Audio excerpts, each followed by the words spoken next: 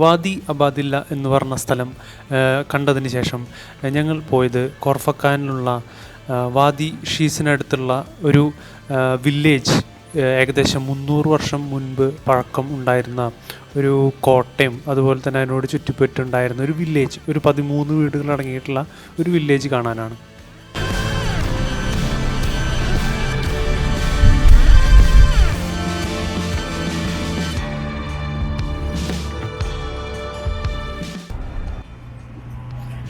കണ്ടില്ലേ, നമ്മൾ മസാഫി വാട്ടറൊക്കെ കണ്ടിട്ടില്ലേ? മസാഫി കമ്പനിയാണ് കേട്ടോ അത് കാണുന്നത്. അവാഫി മസാഫി മൗണ്ടൈൻസ്. ഞങ്ങൾ ഫ്യൂവൽ അടിക്കാൻ നിൽക്കുകയാണ്.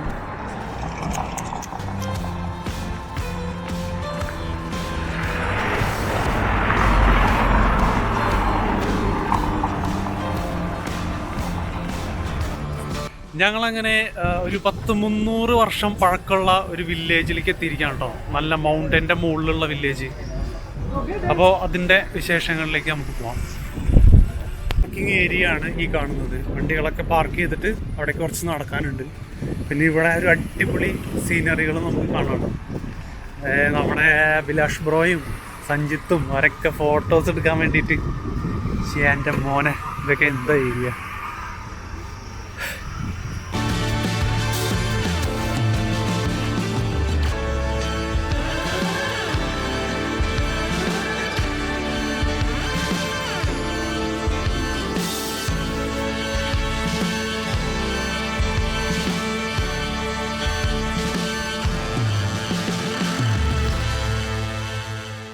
ഇവിടെ നിന്ന് നല്ല അടിപൊളി ഒരു ഫാമിൻ്റെ വ്യൂ ഒക്കെ കാണാം കേട്ടോ.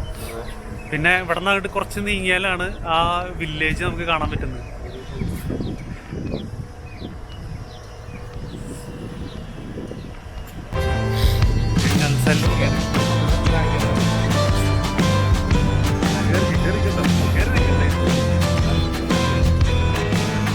ഇതാണ് ആ പറഞ്ഞ 300 വർഷം പഴക്കമുള്ള അൽ മക്സർ ടവറും അതിൻ്റെ അടിയിൽ കാണുന്ന 13 വീടുകൾ അടങ്ങിയിട്ടുള്ള വില്ലേജും നമുക്കവിടെ കാണാൻ സാധിക്കും.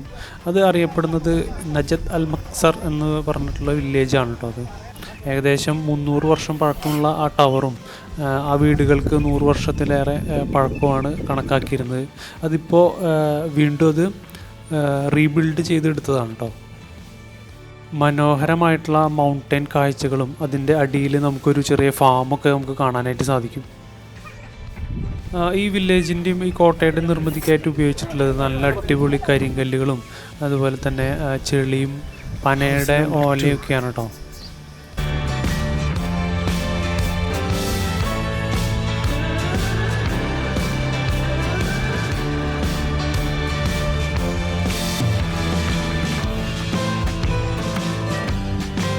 അപ്പോൾ ഞങ്ങൾ പടികളൊക്കെ കയറി കൊണ്ടിരിക്കുകയാണ് കേട്ടോ. അത് വളരെ വലിയൊരു മൗണ്ടൻ്റെ മുകളിലാണ് ഈ വീടുകളൊക്കെ നിൽക്കുന്നത്.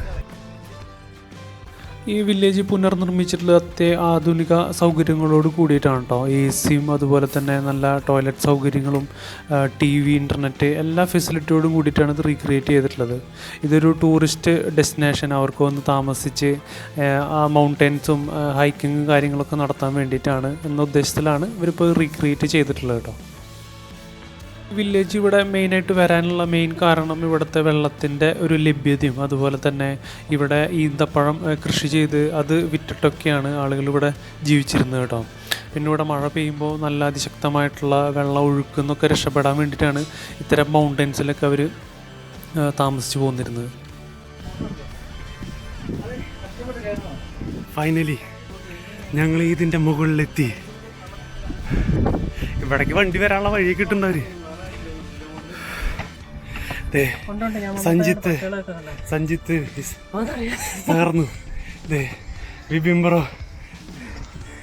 ഞാനും അഭിലാഷ് ബ്രോയും പിന്നെ നമ്മുടെ സൂരജ് ബ്രോയും കൂടി ഇവിടെ എത്തി.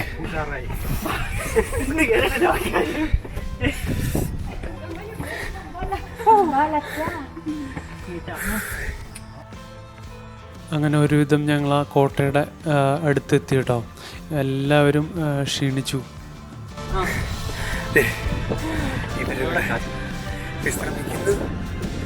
ഞാനിതാ വീണ്ടും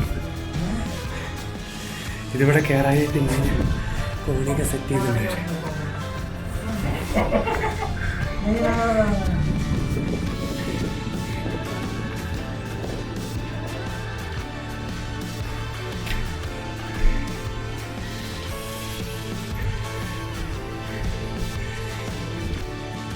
കോട്ടയുടെ മുകളിലത്തെ വ്യൂ ഉണ്ടല്ലോ, ഒരു രക്ഷയില്ല കേട്ടോ.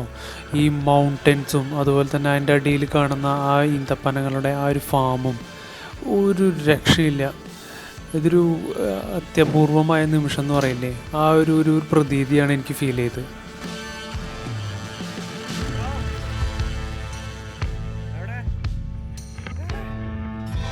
ഇതിൻ്റെ മുകളിൽ നിൽക്കുമ്പോൾ ഞങ്ങൾ വന്നിട്ടുള്ള ആ റോഡും അതിൻ്റെ കൺസ്ട്രക്ഷനും പിന്നെ ഇവിടെ നടന്നുകൊണ്ടിരിക്കുന്ന കൺസ്ട്രക്ഷനും എല്ലാം കാണാം കേട്ടോ.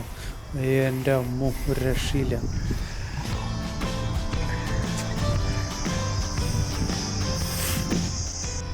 ഞാനിപ്പോൾ ഇതിൻ്റെ ഏറ്റവും ടോപ്പിലാണ് നിൽക്കുന്നത് കേട്ടോ. ഒരു പ്രത്യേക ഫീല് മാത്രമല്ല, നല്ല പേടിയുണ്ട്. അവരിത് ചൂടൊക്കെ എടുത്ത് റെസ്റ്റ് എടുക്കാനായിട്ട് എ സി റൂമൊക്കെ ഇവിടെ സജ്ജീകരിച്ചിട്ടുണ്ട്.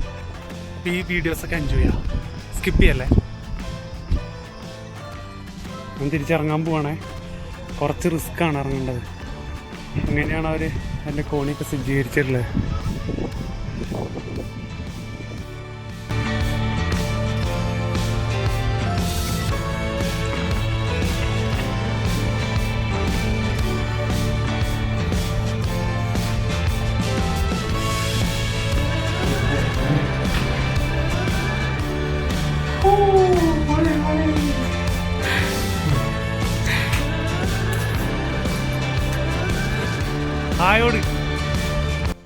അങ്ങനെ അൽ മക്സർ ടവർ കണ്ട് ഞാൻ ഇറങ്ങി.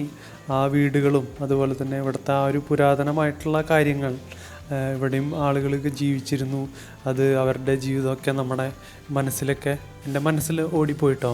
ഇത്രയും വലിയ മൗണ്ടൻസ് കയറി ഇറങ്ങുക എന്ന് പറയുന്നത് തന്നെ ഒരു ടാസ്ക്കാണല്ലോ. അപ്പോൾ അതൊരു പുനർനിർമ്മിച്ച് അതൊരു ടൂറിസ്റ്റ് പ്ലേസ് ആക്കുക എന്ന് പറയുന്നത് ഒരു ചില്ലറ കാര്യമല്ല. നമുക്ക് ആ ഒരു ചുറ്റുപാടൊക്കെ നമുക്ക് കാണുമ്പോൾ മനസ്സിലാവും അതിൻ്റെ ഒരു കൺസ്ട്രക്ഷൻ രീതിയും അതിൻ്റെ എഫേർട്ടൊക്കെ. പിന്നെ അതിൻ്റെ ഒരു ഭംഗി, ആ മൗണ്ടൻസിൻ്റെ ഒരു ഭംഗി, ഖോർ ഫക്കാൻ, ഷാർജ, ഫുജിയറയിലുള്ള ആ മൗണ്ടൻസിൻ്റെ ഭംഗിയും നമുക്ക് ഇവിടെ നിന്ന് കഴിഞ്ഞ് ആസ്വദിക്കാൻ പറ്റും. അപ്പോൾ കഴിയുന്ന എല്ലാവരും ഇത് കാണുക. പിന്നെ എൻ്റെ വീഡിയോസ്, എൻ്റെ ചാനൽ സബ്സ്ക്രൈബ് ചെയ്യാത്തവരെന്തായാലും സബ്സ്ക്രൈബ് ചെയ്യണം. നിങ്ങൾക്ക് ഇഷ്ടപ്പെട്ടാൽ ഷെയർ ചെയ്യണം, ലൈക്ക് ചെയ്യണം, നല്ല സജഷൻസ് എല്ലാം കമൻറ്റ് ചെയ്യണം. അപ്പോൾ കണ്ടിന്യൂഷൻ വീഡിയോ വരുന്നുണ്ട്. എന്തായാലും എല്ലാവരും സ്കിപ്പ് ചെയ്യേണ്ടൊക്കെ കാണണം കേട്ടോ. ഓക്കെ.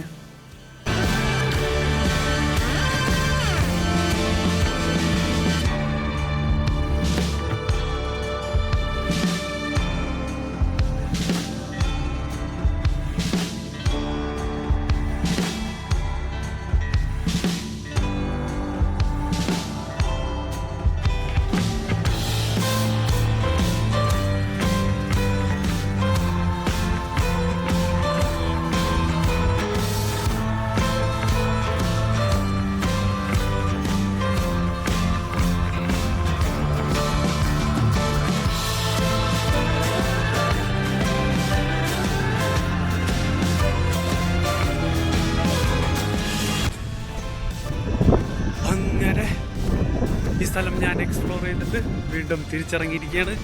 ഞാൻ കാറിലേക്ക് പോകാൻ പോവാം. അവർ ഓൾറെഡി അവിടെ പോയിട്ടോ.